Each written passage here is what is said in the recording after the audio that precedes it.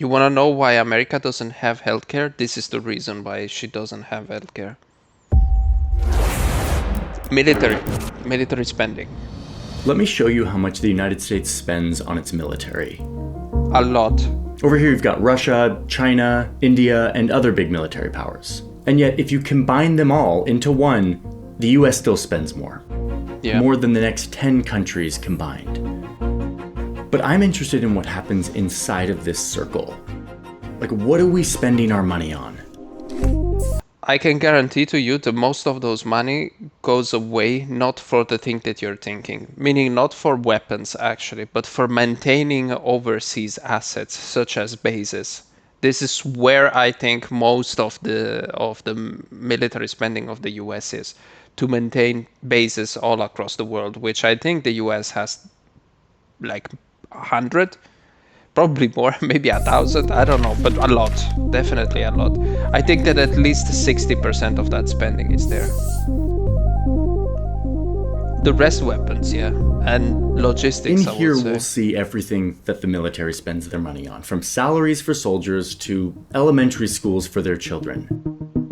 We'll see the $21 million helicopters, and these missiles that cost $1.6 million each. And we'll see how much the Pentagon spends on the development of new weapons, new technology, like these ship-based laser weapons.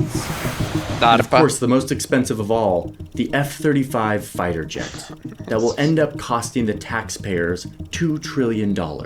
We even made a little model of this guy. And like... honestly, not worth it. Absolutely not worth it. I mean, this program, the F-35 program, is probably what is wrong with capitalism, and you can use that as a basis for your argument that capitalism at times it doesn't work at all, and the flaws of capitalism are all together for building the F-35s.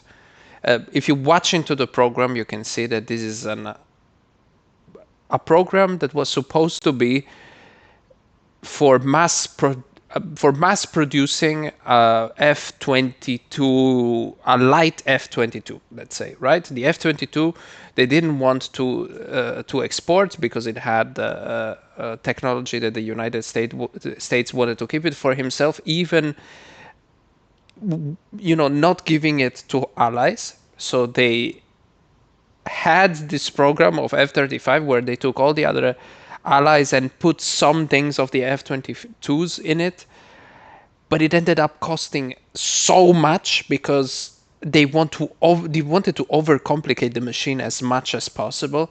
And imagine this. I would say Russia and China most likely have studied what he can do. They have spies everywhere, as the US does it as well. They know where the weak points is. And I would say Russia especially, that they have very good anti-air system. It could be that they spend like, I don't know, 500K on a missile that targets specifically this type of airplane. Goes down, 75 billion euros to buy it, gone like this. It is not war friendly. If you're fighting insurgencies, good. But if you're fighting a war of attrition with a nation like Russia or China, and you have to buy these as jets, man, you go bankrupt. Your state goes bankrupt. Losing one of they're sitting in an airbase and Russia strikes with King's-Al missiles exactly there. I mean, you lose every time 75 billion euros or dollars or whatever. I mean, not cost efficient and not meant for a war of attrition. The real thing, the model is continually breaking down. Yeah. No. That's also what I heard. The door thing is really hard to put in. Yeah. Of all the money our Congress budgets to run our government on any given year, almost half of it goes to the military. Here you've got education, and there's diplomacy and health science, energy, environment. We've been deep in the spreadsheets and the data. Luckily, all of this stuff is pretty public and open to scrutiny, with the goal of visualizing all of this, trying to understand where the money goes, to understand why the US spends so much more than any other country on its military. And most important of all, to try to answer the question of whether all of this money actually makes us safer. Almost all of our witnesses before the Armed Services Committee tell us doesn't make the US safer, but it makes them a superpower. So I would argue it's a good trade-off, because a superpower can decide always the fate of the world, let's say, as being the only superpower still, even though China is rising pretty fast and Russia has a very good military, so they will never get invaded, but definitely they don't have power projection like the US has. So that position gives you a position of power in the world that you can use to maintain your status as the only superpower. So overall, a good trade-off. We are in the most dangerous global threat security since generations. This is the Pentagon's budget for 2023. It's how they planned to spend money that year. It turns out that how much they spend on defense is pretty complicated and depends a lot on who you ask. So go to the sources, you can see how we got all these numbers and what decisions we made. The total number we got was $853 billion. That's more than the entire economy of Switzerland. Let's take a brain break because I want to talk about another kind of budget, an annoying part of my personal budget, which is subscriptions. You know what I'm talking about. All right. We all subscribe to things that every month charge us a little bit of money, not enough for us to pay attention to it, but enough. All of this very clear data that we can shine a light on and scrutinize. A lot of countries aren't this transparent. So anyway, operations and maintenance. This is like all the costs required to keep the Department of Defense, one of the largest organizations in the world, billion? running. It's a lot of not very sexy stuff like transportation, fuel, maintenance of equipment, administrative costs, training expenses. It includes $39 billion just for the doctors and health services for active duty personnel. And it also covers the stuff that you don't really think about when you think of military spending, like environmental cleanup in areas that the military has left unexploded bombs or spilled chemicals in the local environment. It also includes disaster relief and humanitarian money, which is something the military does as well. Here's nearly $1 billion dedicated to anti-drug activities. And here's $10 million for security at international sporting competitions. This huge category also captures the cost to run every one of the US's approximately 1,250 military bases, including the approximately 800 bases that are not in the United States, that are in other countries, which, by the way, are quite expensive to run because the US military has basically created a slice of America in these other countries. You've got Pizza Hut and McDonald's and Subway and grocery stores with products flown from the United States to make military personnel serving abroad feel like they're right at home. That's fine. I would think that if I was, again, let's say that I am a US citizen, which I'm not, or an American, I would want my government to actually spend for me if I am in the military, for one simple reason. The US, being in the position that they are, so being the world's superpower, the US needs its military to be powerful. And the problem is that the US has to go to war from time to time to either maintain the experience of these soldiers or to preserve its status and preserve its interests in some regions. And if I am a soldier and I know that this is going to happen psychically, right? It's not like being part. It's not the same as being part of the German army or the Danish army, which I will never see combat action, right? Probably in another 40 years, probably. But if I am in the US military, I know that at some point I will go to war. I know that for one reason or the other, for oil reason, for, exporting freedom, which means, preserving the interest in the US. So I would know that at some point I will have to go to die and I will probably lose my life. So it's not a risk-free thing. And again, I would want at that point that my military to be treating me like a king at least, or to make me feel as comfortable as possible up until I don't have to really go to war. And I would like to have at that point a military that is super efficient, has no issues with logistics. It can ship me all around the world without issues, without... I remember a case where the US were fighting in Iraq, and some of the soldiers were able to eat lobster every Friday, something like this. That's what I would want, because I'm giving my life for it. So this is what I would want. Okay, but let's just pause right here on this map, because this is a good moment to recognize that the United States military is not a normal army. It is not a normal military. Most militaries are tasked with protecting their country, securing their borders. But the US military is so much more than that. It sprawls out throughout the entire globe, giving the US control over every corner of the planet, allowing the US to be the global policeman, where it enforces the rules and norms of the system that it created and from which it benefits immensely.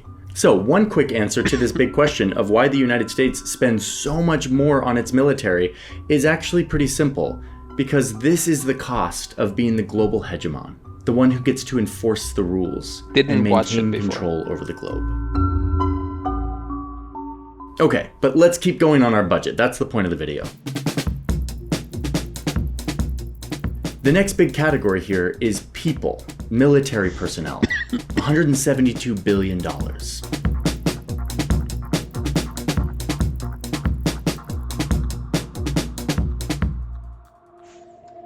If you think about it, this is already more than half, way more than half, right? So bases, logistics, well, logistical issue, and then military personnel. This is already... So think about this. How much does the US military really spend on weapons? We still haven't got there.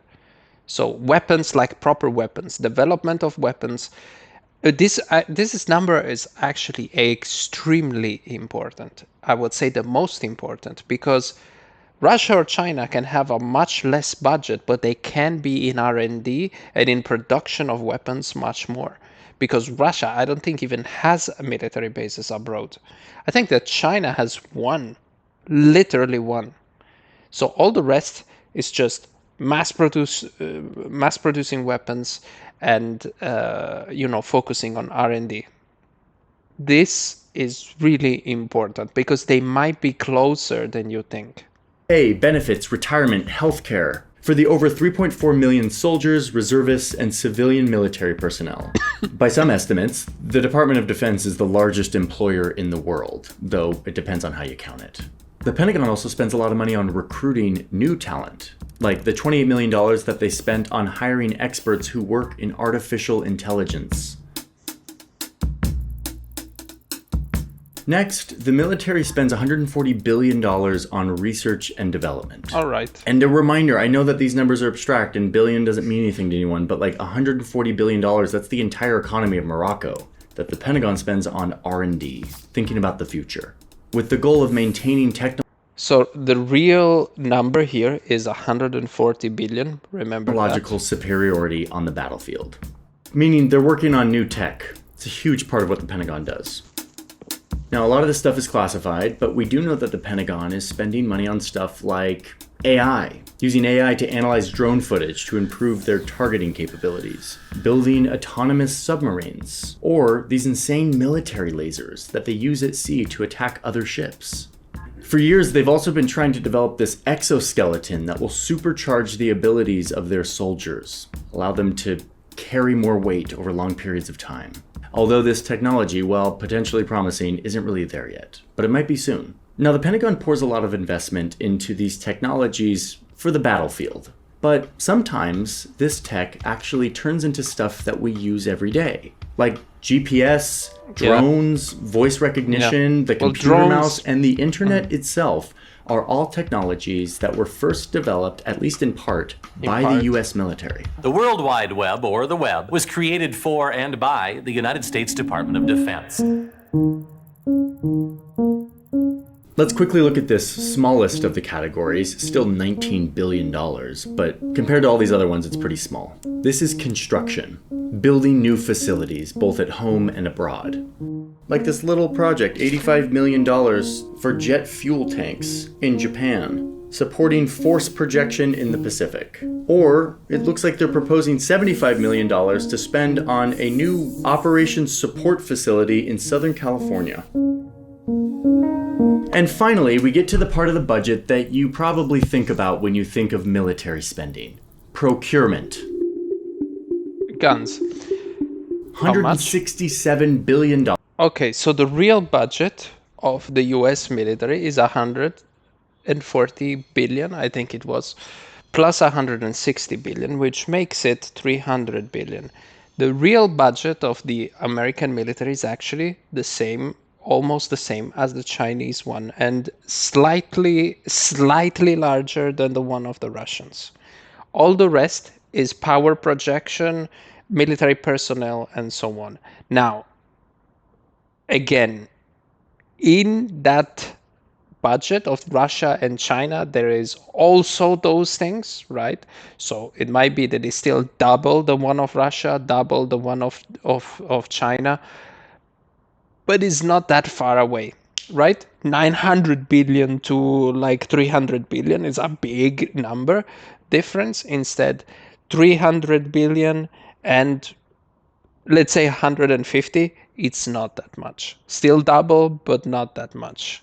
The entire economy of Ethiopia, to purchase all of this.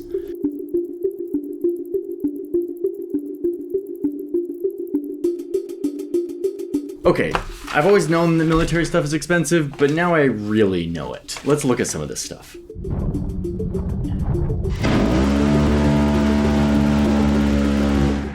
This jet costs around $142 million. The US bought 77 of them in 2023 and is asking for another $14 billion to buy 83 more this year.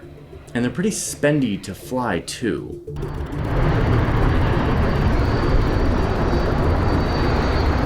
Look at these 4 cruise missiles parachuting out of a plane. Each one of these missiles costs $1.6 million. Oh, and the American taxpayer bought 600 of them last year. This vehicle costs $372,000. It's used to move troops around the battlefield. Last year we bought about 3,700 of them, and this year we want another 3,100. $2.8 billion buying 24 of these F-15s. For the Navy, this is going to cost $7.3 billion. $1.2 billion for these 56 Black Hawk helicopters for the Army. $8.2 billion for 3 destroyer-class ships. Probably doing the same thing with those subs. Fleet replenishment, American-class amphibious is going to be about $2.2 billion. I mean, it's a lot. A Stinger missile costs $500,000 per shot. Wow. Almost, these are just almost costing as much as the fucking Russian helicopter that you're putting down. Just a few tiny little samples. I'm just scratching the surface. And in fact, this diagram that looks so complex and granular is also highly simplified and condensed. Each one of these categories actually contains billions of tiny little things inside of it. This organization is much bigger than we could ever fathom. And in fact, it's much bigger than the Pentagon itself can even fathom. The Pentagon has, up until this point in 2024, never successfully passed an audit. The American taxpayers want to know how our tax dollars are getting spent. And the fact that the department that's getting such a huge chunk of the federal budget can't account for all of the dollars it's getting is definitely a problem. For 6 years in a row now, the Pentagon has failed to pass an independent audit. They've brought in a bunch of accountants and said, tell us where all of our stuff is and what we spend our money on, and the accountants say, no, we can't do it. 61% of their physical assets are missing. They don't know where they are, which means they're probably investing a lot of money in stuff that they already have and they just don't know it. But my bigger question here is why? The United States pulled out of Afghanistan a few years ago. The war in Iraq is over, but spending continues to go up. And spending went down for like a split second, but look, it's going up again. Okay, well, first off, remember what we talked about earlier. The US is not a normal country with a regular military. The US is the global hegemon who uses its military to assert control and order over every corner of the globe. But there's another reason why this budget is so high. And this reason is much more infuriating to me. What our little graph here doesn't reveal is that most of this money is going to private corporations who get $466 billion. Again, that's why I said at the beginning, the F-35 program is what is wrong with capitalism. Yeah, extend this to the budget of the US. You know, it's the fact that they overcharge for stuff. And these are taxpayers' money, so nobody really cares because nobody feels responsible for it. It's not a private entity. So they say, this is just another billion, who gives a shit? And they overcharge you for everything. This is what I know. About 54%. And once again, the US government tells us exactly which corporations they give all this money to. Raytheon, we pulled the last 19 Lockheed years worth of data on these private contractors. At the top of this list, you start to see the same names over and over. Raytheon, General Dynamics, Boeing, Northrop Grumman, Lockheed Martin. These are the names at the top of these lists, year after year. There used to be a lot of different defense contractors, but over the last 3 decades, they got gobbled up by these big 5. Capitalism. Transitioning, from the words of the Pentagon, from 51 to 5 aerospace and defense prime contractors. As a result, the DoD is increasingly reliant on a small number of contractors for critical defense capabilities, i.e., we've got kind of a monopoly issue on our hands. These 5 contractors own the space, and the Pentagon can't really go elsewhere if they need an F-35. There's only one shop in town that makes it. For this reason, the prices can get pretty out of control. Like the Pentagon used to pay $25,000 for this Stinger missile, and now they pay nearly $500,000 for the same missile. I mean. The price went up more than 16 times in just a couple decades. It's a little more than inflation.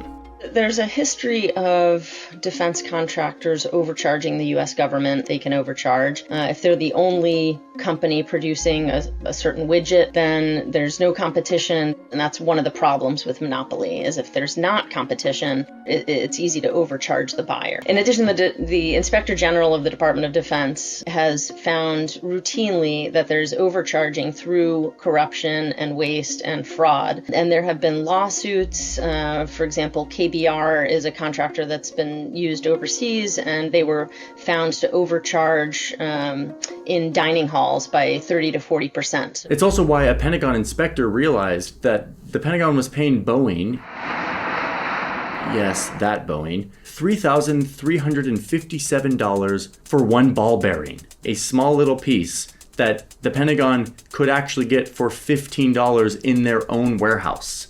$15.42 to be precise. When the Pentagon does get around to investigating these contractors, they sometimes find that they're taking huge profits, like 40 to 50% profit margins, giving them hundreds and millions of dollars above what they should be making in any kind of typical business environment. And what do they do with all these profits? Well, they pay their executives very well. But this list also tells us what they do.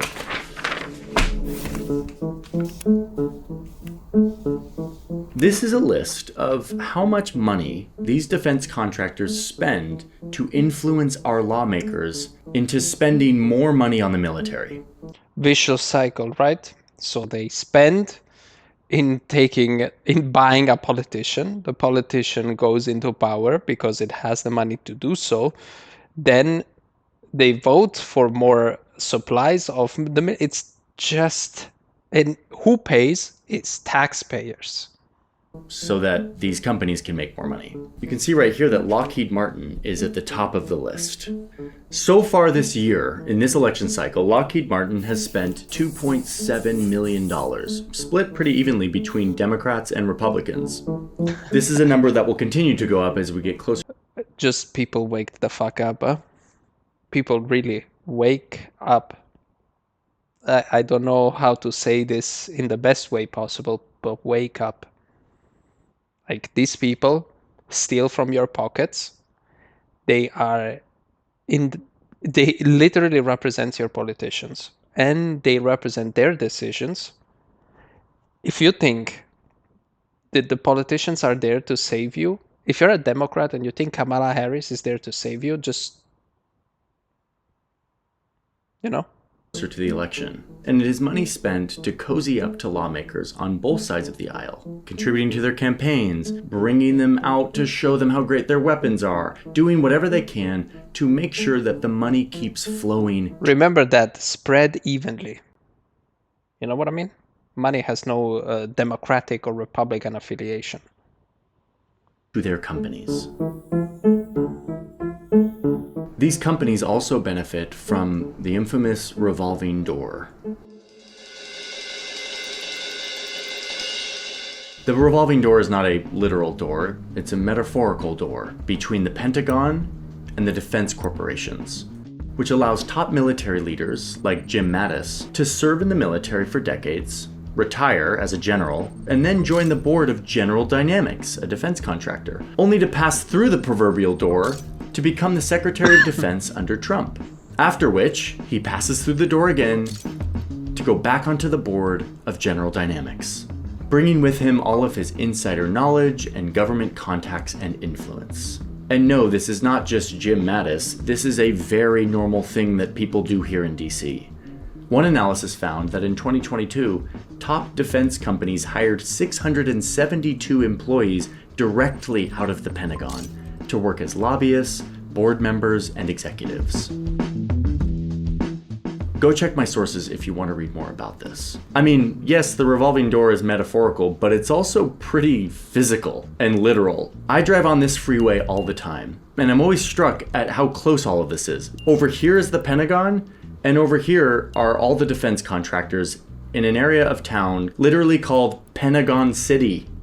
If there's someone working in government who is deciding on contracts and they have a conversation with someone who's going to receive that contract, the person in the firm can promise a good high-paying job after that government official is out of government. And so the government official then has an incentive to give a generous contract to the contractor. I will say also something else that might be very interesting. Whenever you go to war, think always if you are dying for the nation or if you're dying for a corporation. And I'm just telling you this because at times you're dying for money, for someone else's money. Sometimes you hear those people saying our military is like contracting because there are not enough recruits and things like this. What they're really saying is we need more people to spend. And they will tell you, for example, Russia will invade you or fucking China will. They will not. Those two nations will not do anything. And they will not because they are afraid of the US. And also because you have a huge population. And if they do that, I give an example. Russia has 140 million people. The US has double that plus 50 million. They will never attack the US. First, for the military spending that the US have that is much larger than them, so they know that this is not possible. It's not even possible to invade the US. So ask yourself always, why would I go to war this time, for example, during the Iraq invasion, right? Why am I going to war this time? Is it because of money or is it because I have to defend my nation? And these people are really good at ramping you up and telling you you're defending your country when in fact is not. You're not. And the risk is that you're dying for no reason, right? And that's bad. Because they know they're getting this kind of quid pro quo, they're going to get a high-paying job after they leave government. And to add insult to injury here, some of the lawmakers who approve the Pentagon's budget own stocks in the defense contracting companies. Like, the lawmakers get richer if we spend more money on defense. No. Why do we do this? Like, this is like classic, basic, simple, like, no, conflict of interest. We should not do this. This is not a thing we should do. But actually owning stocks in these companies is not the biggest way, I think, that our lawmakers are influenced by defense contractors. There's something more subtle going on here that I think is actually the best explanation, and it has to do with this excellent map.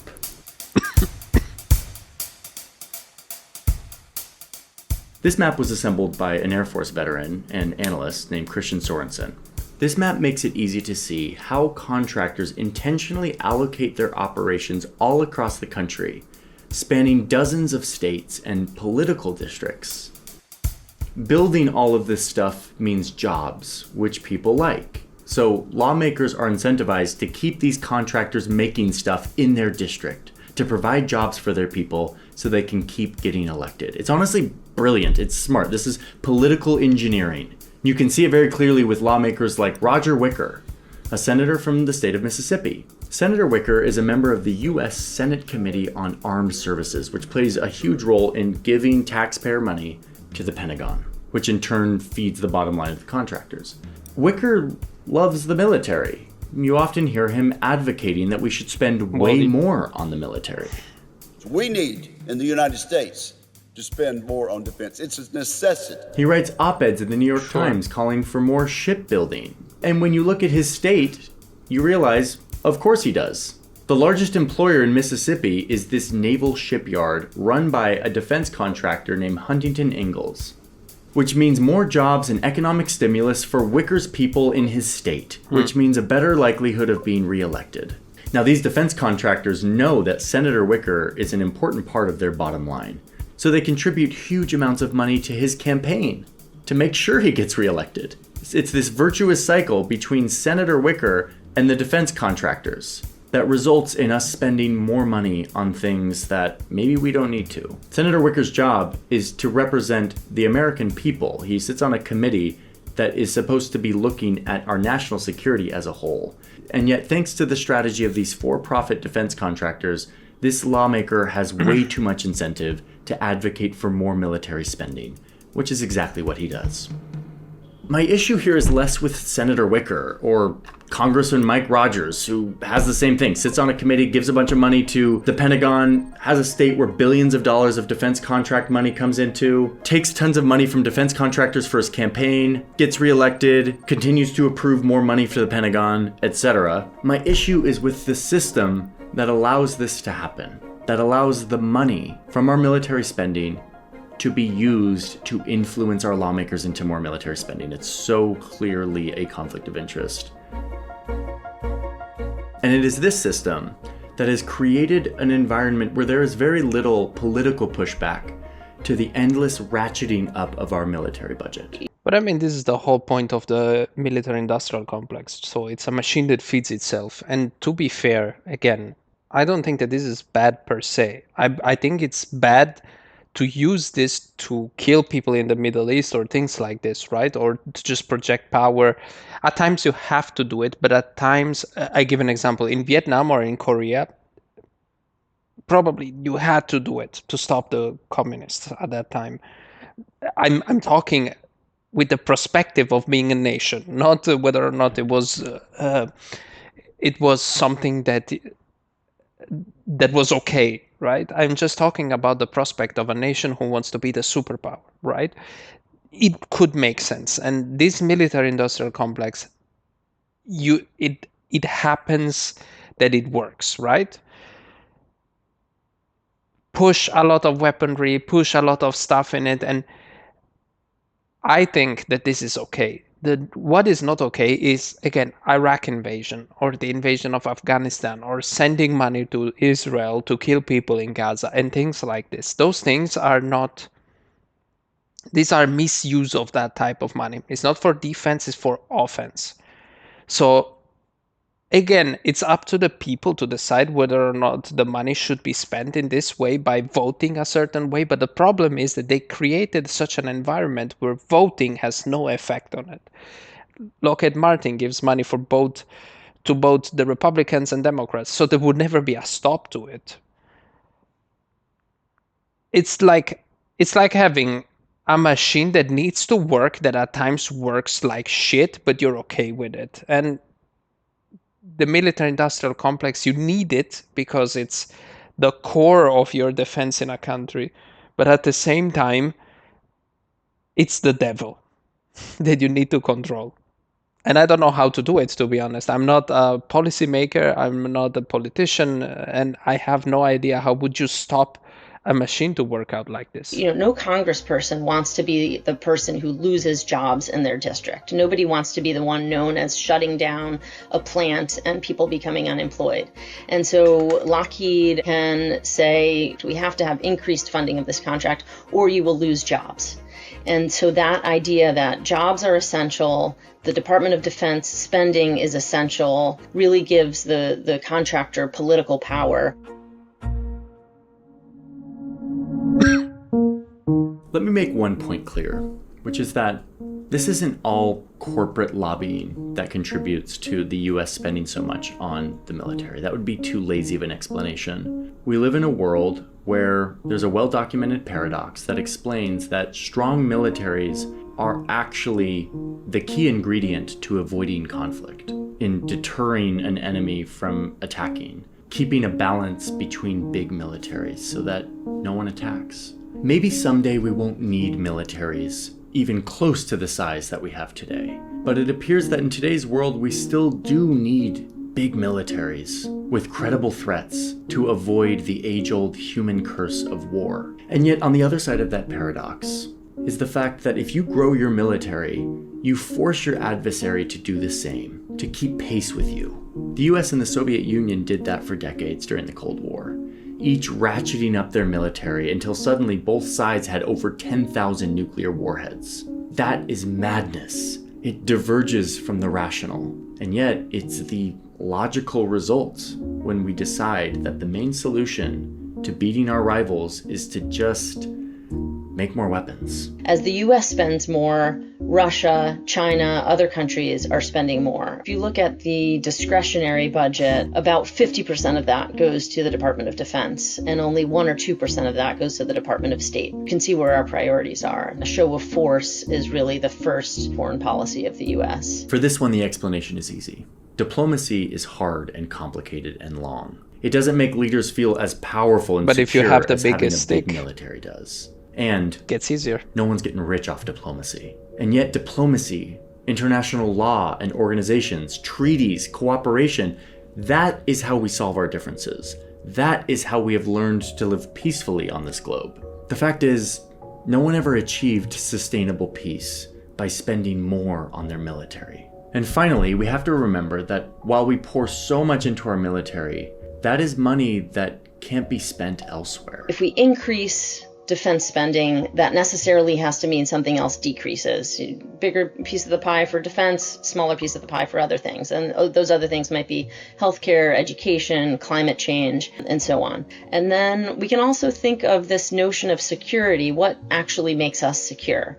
Does spending more on defense make us more secure? If you look at other sources of security, having good roads and bridges, having safe drinking water, these are all things that Americans need investment in to be safe, to be healthy. So we're economically secure. People have jobs that they can go to, funding for college. Those are all sources of security as well. So it's not just military security we need to think of when we think of the federal budget. I deeply respect the men and women who work and serve the country in the military. But I think that our laws and norms around how much money we give to the military prevents us from assessing this situation clearly. The system we have incentivizes the wrong priorities. Priorities that have a lot more to do with profit margins of companies and the electability of lawmakers. All of this setting us on a path of infinite escalation that risks ending in disaster. Hey, thanks for watching, everyone. If you haven't checked out Search Party, our other channel. I enjoyed that.